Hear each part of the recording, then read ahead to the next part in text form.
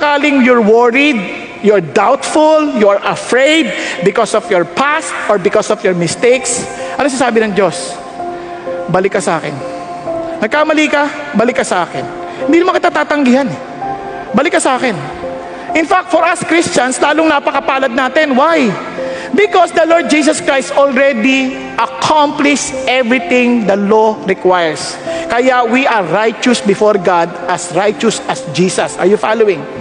Anya ka pa kayo? Okay, sabi ng Lord, nagkamali, nadapa ka, balik ka na. Balik ka na, huwag ka na magpatagal-tagal pa, balik ka na. What I'm trying to say is this. Kung sakali na you are dwelling in your past, dahil wala na pang pag-asa, dami kong pagkakamali ng nakaraan, forget it. Lahat tayo nagkamali in the past. Are you following? Banish your doubts. Sa totoo lang, si Moses, murderer, ginamit ng Diyos. Si Abraham,